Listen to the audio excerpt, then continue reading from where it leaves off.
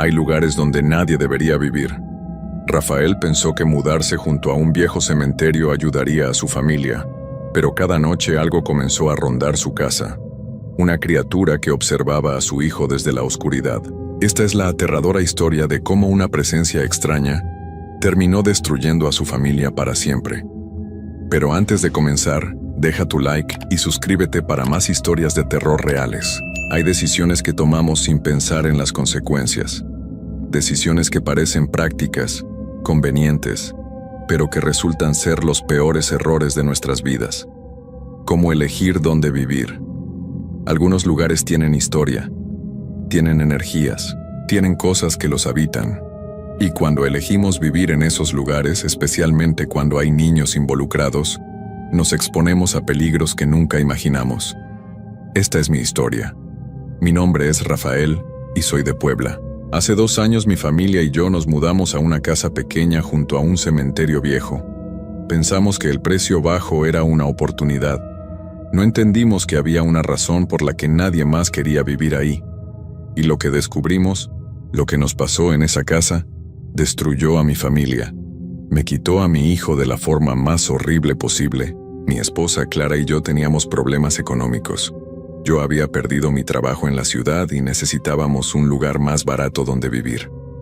Cuando encontramos la casa junto al cementerio, el precio era increíblemente bajo. Mucho menos de lo que pagábamos en renta en la ciudad. La casa era pequeña pero suficiente para nosotros 3. Nuestro hijo Mateo tenía 5 años. Era un niño alegre, curioso, lleno de vida. El cementerio que estaba junto a la casa era viejo, muy viejo. Algunas de las tumbas databan de más de 100 años. Estaba descuidado. Las cruces se inclinaban. La maleza crecía sin control. Ya casi nadie enterraba a sus familiares ahí. La mayoría prefería el cementerio nuevo del pueblo. Cuando firmamos el contrato, el dueño nos advirtió. A veces hay ruidos por las noches, dijo. El techo de lámina amplifica los sonidos. Probablemente son gatos o mapaches caminando sobre él. No le den importancia. Aceptamos la explicación. Pensamos que podíamos lidiar con algunos ruidos de animales a cambio del precio bajo. Nos mudamos un martes. Los primeros días fueron tranquilos. Mateo estaba emocionado con la casa nueva. Le gustaba el patio grande, aunque le advertimos que no se acercara al cementerio. Pero entonces comenzaron los ruidos. La primera noche que los escuchamos fue aterradora. Eran cerca de las 2 de la madrugada. Clara y yo despertamos al mismo tiempo. Había algo en el techo, corriendo, pasos rápidos y pesados sobre las láminas, haciendo un ruido tremendo. ¿Qué es eso?, susurró Clara agarrando mi brazo. Debe ser un animal, respondí. Como dijo el dueño, tal vez un mapache grande, pero los pasos no sonaban como de mapache. Sonaban más grandes, más pesados. Y entonces escuchamos golpes, como si algo estuviera golpeando las paredes de la casa desde afuera. Golpes fuertes y deliberados. Mateo despertó llorando.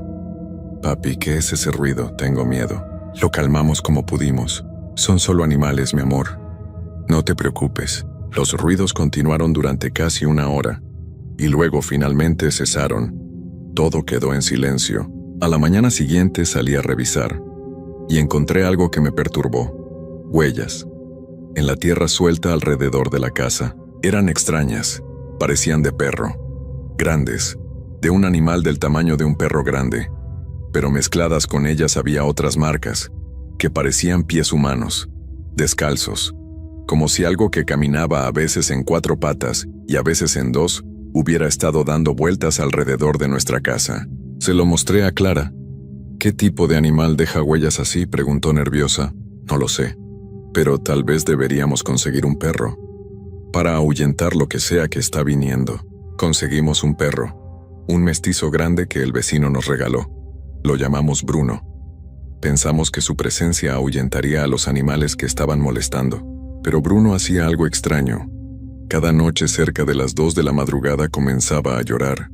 No ladraba, lloraba, como si estuviera aterrado, y se escondía debajo de la mesa de la cocina temblando.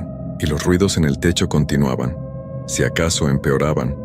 Ahora podíamos escuchar rasguños, como garras sobre el metal, y esos golpes en las paredes. Mateo comenzó a tener pesadillas. Decía que veía cosas por la ventana de su cuarto que daba hacia el cementerio. Un perro grande, decía, pero está parado en 2 patas como una persona. Y me mira. Le decíamos que eran solo sueños, pero Clara y yo estábamos cada vez más preocupados. Decidí que tenía que descubrir qué estaba causando todo esto. Una noche me quedé despierto. Me senté en la sala con las luces apagadas, esperando. Las horas pasaron. Clara y Mateo dormían en sus habitaciones. Bruno estaba debajo de la mesa temblando como siempre. Cerca de las 3 de la madrugada escuché algo. Un gruñido. Bajo. Profundo. Venía de afuera. Me levanté silenciosamente y me acerqué a la ventana. Separé las cortinas apenas una rendija y miré hacia afuera. Lo que vi hizo que mi corazón casi se detuviera. Había algo en el cementerio, entre las tumbas. Una criatura. Era grande, del tamaño de un hombre, pero estaba encorvada, cubierta de pelo negro. Y sus ojos brillaban con luz amarilla en la oscuridad. La criatura se movía entre las tumbas con movimientos que no eran completamente de animal, ni completamente humanos. A veces caminaba en 4 patas, a veces se enderezaba y caminaba en 2, y entonces volteó su cabeza, directamente hacia mi ventana, como si supiera que estaba ahí observando. Nos miramos durante largo rato, yo paralizado por el terror, la criatura con esos ojos brillantes clavados en mí. Y entonces comenzó a moverse, hacia mi casa, con velocidad imposible. En segundos había cruzado la distancia desde el cementerio hasta mi casa, y saltó, directamente al techo. Escuché sus pasos sobre las láminas, corriendo, en círculos, y luego comenzó a rasguñar, desesperadamente, como si estuviera tratando de hacer un agujero para entrar, y emitía sonidos.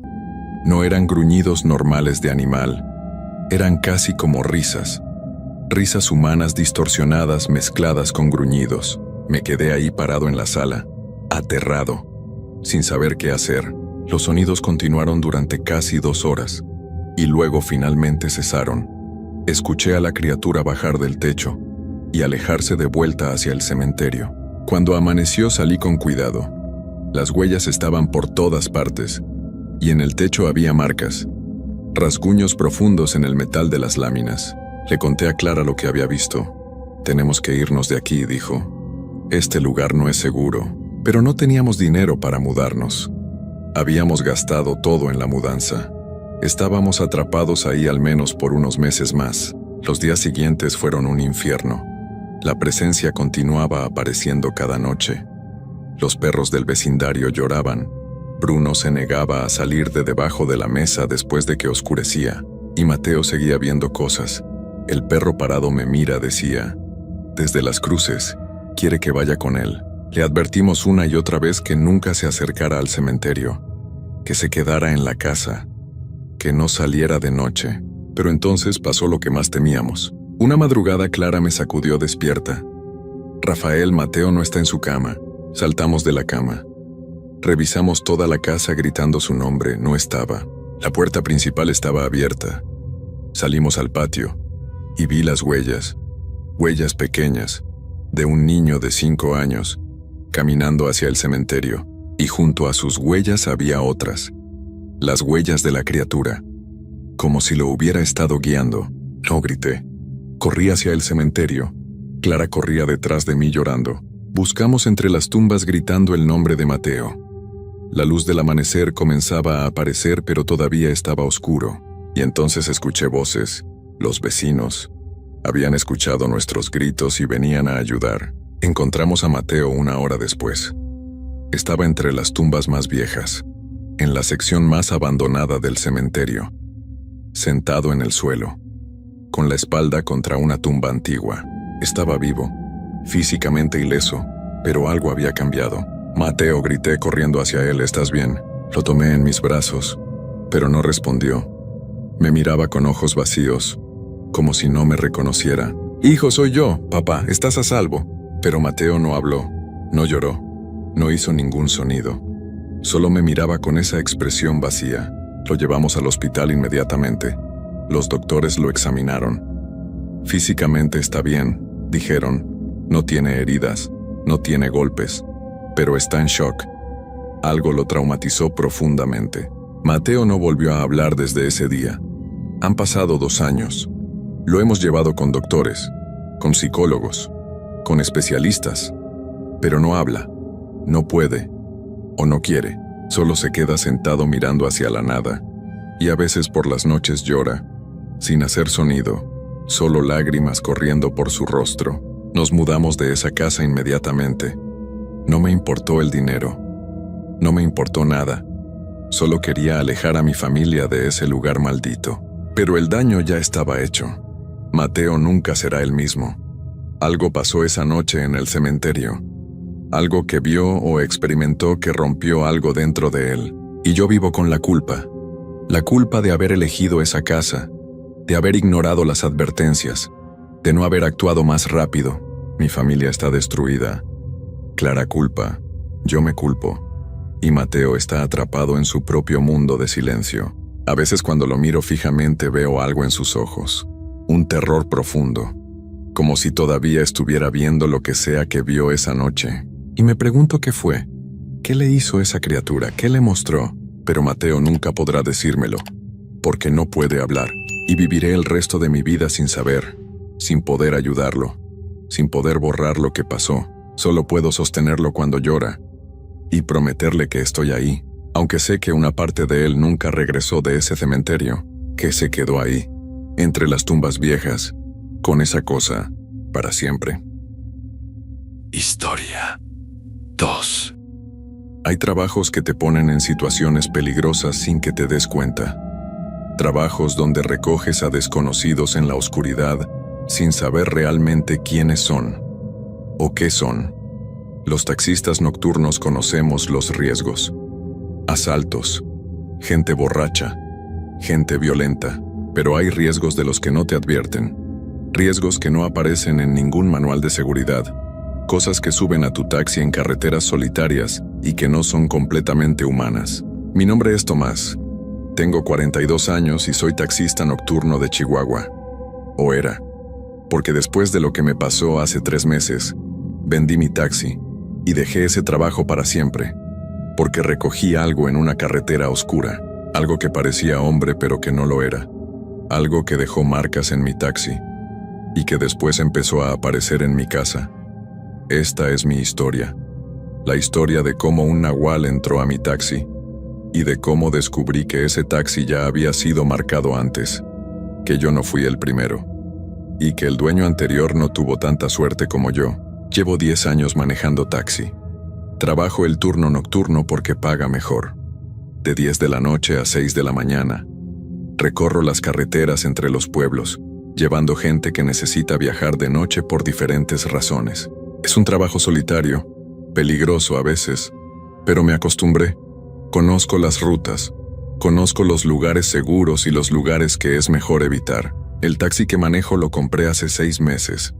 Es un Tsuru viejo, pero funcionaba bien. Lo compré a un buen precio de un señor que lo estaba vendiendo por necesidad. O eso me dijo. El taxi está en buen estado, me aseguró. Solo necesita una afinación, motor bien, llantas nuevas. Le pregunté por qué lo vendía tan barato. Él solo se encogió de hombros. Necesito el dinero rápido, y ya no quiero seguir manejando taxi. No hice más preguntas. Compré el taxi, lo afiné y empecé a trabajar con él. Los primeros meses fueron normales. Buenos clientes, buenos viajes, nada fuera de lo común. Hasta esa noche, era un jueves de octubre, cerca de las 11 de la noche. Acababa de dejar a un pasajero en un pueblo y estaba regresando por la carretera cuando vi a alguien en la orilla del camino. Era un hombre, parado junto a la carretera, en un tramo solitario rodeado de monte, haciendo la seña para que me detuviera. Normalmente no recojo gente en lugares tan aislados, es peligroso. Pero había algo en la forma en que estaba parado que me hizo sentir, no sé, como si necesitara ayuda. Me detuve, bajé la ventana. ¿A dónde va? El hombre se acercó. No pude verle la cara claramente en la oscuridad, solo su silueta. Al pueblo, dijo con voz grave. ¿Me puede llevar? Sí, suba. El hombre abrió la puerta trasera y se subió. Se sentó atrás en la esquina, en las sombras. Arranqué y seguí manejando. Miré al hombre por el espejo retrovisor, pero no pude ver mucho. Solo una forma oscura sentada atrás. ¿A qué parte del pueblo? No respondió. Solo se quedó ahí sentado, en silencio. Pensé que tal vez no me había escuchado. Iba a preguntar otra vez cuando empecé a notar algo raro. La temperatura dentro del taxi había bajado. Mucho. Como si alguien hubiera prendido el aire acondicionado al máximo. Pero el aire no estaba prendido. Y había un olor fuerte, como a animal mojado, como a perro que ha estado bajo la lluvia. Llenando el taxi, me empecé a sentir incómodo. Miré otra vez por el espejo retrovisor tratando de ver al pasajero, y lo que vi hizo que casi perdiera el control del carro. En la oscuridad del asiento trasero vi 2 ojos, brillando, no con luz reflejada como brillan los ojos humanos, sino con luz propia, amarilla, intensa, como ojos de animal, y donde deberían estar sus piernas, donde deberían estar pantalones y zapatos, vi patas peludas, con garras. Mi corazón empezó a latir tan fuerte que podía escucharlo en mis oídos. Mis manos apretaron el volante. Esto no puede estar pasando, pensé. Es mi imaginación, estoy cansado. Pero entonces escuché la respiración, pesada, profunda, como respiración de animal grande, viniendo del asiento trasero, y sentí algo, una presencia, algo que no era humano compartiendo ese espacio cerrado conmigo. Sin pensarlo, pisé el acelerador. El taxi aceleró. Necesitaba llegar a un lugar con luz, con gente, donde fuera que hubiera otras personas. La respiración detrás de mí se hizo más fuerte, más rápida, como si la cosa supiera que yo había visto algo, que sabía lo que era. Miré otra vez por el espejo. Los ojos amarillos me miraban directamente, y entonces vi más. Vi que la forma en el asiento trasero estaba cambiando, creciendo, deformándose. Dios mío, susurré, Dios mío, ayúdame. Recé mentalmente mientras manejaba tan rápido como me atrevía por esa carretera oscura, rogando llegar a algún lugar seguro. Y entonces, de repente, sentí que la presencia había desaparecido. El frío se fue. El olor se desvaneció. La respiración pesada se detuvo. Miré por el espejo otra vez. El asiento trasero estaba vacío, como si nunca hubiera habido nadie ahí. Pero yo sabía que había habido algo. Podía sentirlo. Podía oler el olor residual. Podía sentir el terror todavía corriendo por mis venas. Llegué a la orilla de la carretera y me detuve. Salí del taxi con piernas temblorosas. Abrí la puerta trasera y alumbré con mi celular. El asiento estaba vacío. No había señales de que alguien hubiera estado sentado ahí. Nada. Pero cuando alumbré el techo del taxi, vi algo que me hizo sentir que la sangre se me congelaba. Marcas de garras, profundas, como si algo con garras afiladas hubiera estado agarrado del techo. Desde adentro del taxi, las marcas eran frescas. Podía ver donde el metal había sido rasgado, donde la tapicería había sido desgarrada. Cerré la puerta trasera temblando. No quería estar ahí. No quería estar cerca de ese taxi en ese momento, pero no tenía otra opción. Era mi única forma de llegar a casa. Subí otra vez. Conduje de regreso a la ciudad lo más rápido que pude, y cuando llegué a mi casa me encerré y no salí el resto de la noche. A la mañana siguiente miré el taxi otra vez bajo la luz del día. Las marcas seguían ahí, reales, innegables. Profundas rasguños en el techo del interior del taxi. ¿Qué había sido esa cosa? Que había subido a mi taxi disfrazado de hombre. Le conté a mi esposa Laura lo que había pasado. Ella me miró con preocupación. Suena como un nahual, un brujo que se transforma en animal. Probablemente estaba viajando en su forma parcial. Por eso viste las patas y los ojos, pero todavía tenía forma humana. ¿Y por qué subió a mi taxi? ¿Quién sabe? Tal vez solo necesitaba transporte o tal vez estaba cazando. Esa palabra me hizo sentir un escalofrío. ¿Cazando? ¿Me había visto como presa? Decidí no trabajar por unos días. Necesitaba tiempo para procesar lo que había pasado, para decidir si podía seguir manejando ese taxi de noche. Pero 3 días después, cuando estaba en casa cerca de la medianoche, lo vi. Había algo afuera de mi casa, una figura, parada en la calle, mirando hacia mi ventana, Me acerqué con cuidado y miré por la cortina. Era un perro enorme, negro, con ojos que brillaban amarillos bajo la luz de la lámpara de la calle, pero no se movía como perro. Se quedaba demasiado quieto, demasiado enfocado, mirando directamente hacia mi ventana, hacia donde yo estaba, y entonces supe, era el nahual. Me había seguido. Había encontrado mi casa. Cerré las cortinas rápido.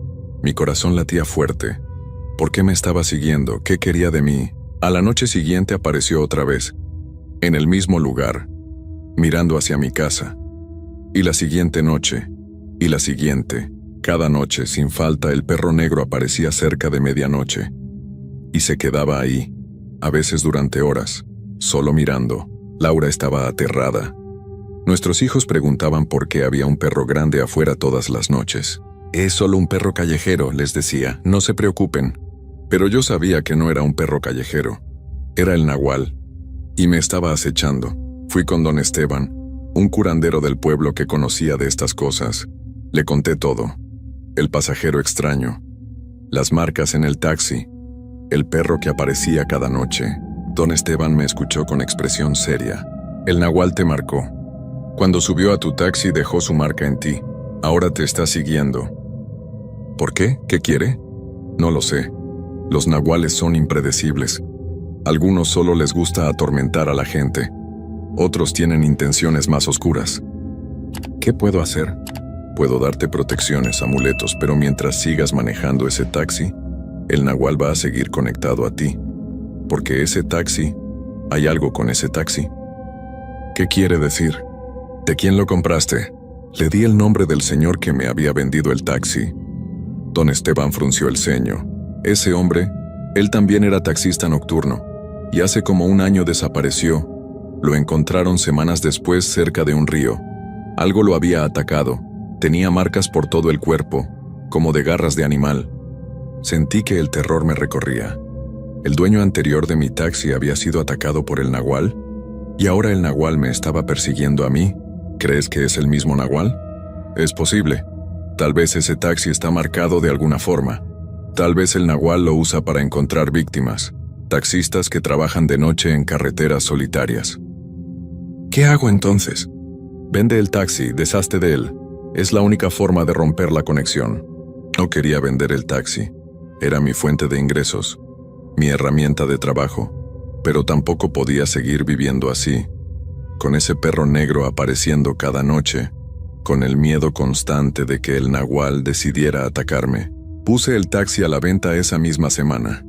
Un señor lo compró 2 semanas después. Le advertí que el taxi tenía algunos problemas, que tal vez había algo raro con él, pero él no me hizo caso. Solo quería un taxi barato para trabajar. El día que vendí el taxi, esa noche el perro negro no apareció. Miré por la ventana a medianoche como siempre, pero la calle estaba vacía, y las noches siguientes fueron iguales. El nahual había dejado de aparecer. Don Esteban tenía razón. El taxi estaba marcado, y al venderlo había roto la conexión. Debería sentirme aliviado. El nahual se había ido. Ya no me estaba siguiendo, pero no puedo sacudirme la culpa, porque vendí ese taxi a otra persona. Y ahora esa persona está manejando por las mismas carreteras oscuras donde yo recogí al nahual. ¿Va a pasarle lo mismo? ¿Va a recoger al hombre extraño que realmente no es hombre? ¿Va a ver esos ojos amarillos brillando en el espejo retrovisor? Y lo peor, ¿va a terminar como el dueño anterior? ¿Desaparecido? ¿Encontrado cerca de un río con marcas de garras por todo el cuerpo? Traté de contactar al señor que me compró el taxi, para advertirle, para decirle que se deshiciera de él, pero no contestó mis llamadas. Y cuando fui a su casa, su familia me dijo que estaba trabajando, que manejaba el turno nocturno. Han pasado 2 meses desde que vendí el taxi. 2 meses sin ver al perro negro, sin sentir esa presencia acechando, pero vivo con la culpa y con el miedo de que en cualquier momento voy a escuchar noticias. Noticias de que encontraron a un taxista desaparecido, cerca de un río, con marcas de garras. Iba a ser mi culpa, porque yo sabía que ese taxi estaba marcado, que el nahual lo usaba para encontrar víctimas, y aún así lo vendí. Pasé el problema a otra persona solo para salvarme a mí mismo. Conseguí otro trabajo. Ya no manejo taxi. Trabajo en una bodega durante el día. Es trabajo honesto, seguro, lejos de carreteras oscuras y pasajeros que no son lo que parecen. Pero cada noche, cuando llega la medianoche, no puedo evitar mirar por la ventana, buscando, esperando ver ese perro negro otra vez, porque en el fondo sé que no terminó realmente. Sé que el nahual sigue ahí, usando ese taxi, marcando a otro conductor, acechando, cazando. Y sé que algún día tal vez va a recordar al que se le escapó, al que rompió la conexión vendiendo el taxi, al que tuvo la suerte de sobrevivir, y va a regresar, no en el taxi, pero de otra forma, en otra carretera oscura, en otro momento vulnerable, porque los nahuales no olvidan, y no perdonan, y yo vivo cada día sabiendo que aunque me libré esta vez, la próxima vez tal vez no tenga tanta suerte. Tal vez la próxima vez no voy a poder vender mi forma de escapar. La próxima vez tal vez voy a terminar como el primer dueño del taxi, desaparecido, encontrado semanas después, cerca de un río, con marcas de garras que nadie puede explicar, porque vendí el taxi pero no vendí el recuerdo. No vendí el conocimiento de lo que hay ahí afuera, de lo que sube a los taxis en carreteras oscuras disfrazado de hombre, con ojos amarillos brillando, con patas peludas donde deberían estar piernas, con garras que dejan marcas en techos de metal, esperando, cazando, marcando a los conductores nocturnos que tienen la mala suerte de detenerse cuando hacen la seña. Y aunque ya no manejo taxi, aunque ya no recorro esas carreteras, sé que no estoy realmente a salvo, porque una vez que has visto a un nahual, una vez que has estado en su presencia, una vez que has sentido ese frío y ese olor a animal mojado, llevas algo de eso contigo, una marca invisible, un recuerdo que no se borra, una conexión que tal vez nunca se rompe completamente, y yo vivo con eso, con ese conocimiento, con esa marca, esperando, siempre esperando, que alguna noche, cuando menos lo espere, voy a ver esos ojos amarillos otra vez, no en un taxi, no en una carretera, sino afuera de mi casa, mirándome, recordándome que el nahual nunca realmente se fue, solo está esperando su momento, su oportunidad, su próxima casa, y yo, que escapé una vez, tal vez no voy a escapar la próxima, porque vendí el taxi pero no vendí mi destino.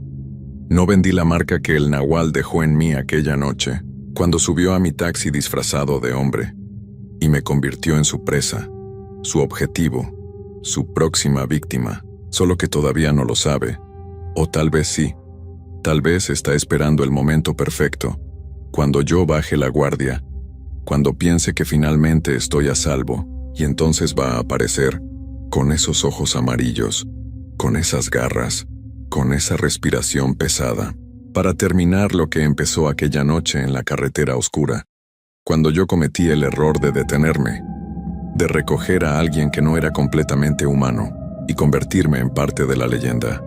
Otro taxista nocturno que desapareció, que fue encontrado cerca de un río, con marcas inexplicables. Otro nombre en la lista de víctimas del taxi maldito, del nahual que caza en carreteras oscuras, esperando, siempre esperando, mi turno de pagar el precio de haber visto lo que no debí ver, de haber sobrevivido cuando no debía hacerlo, el precio de seguir vivo cuando el destino dice que debería haber terminado como el dueño anterior, en un río, con garras marcando mi piel, mi historia terminando donde empezó la del anterior, en la oscuridad, con el nahual, para siempre.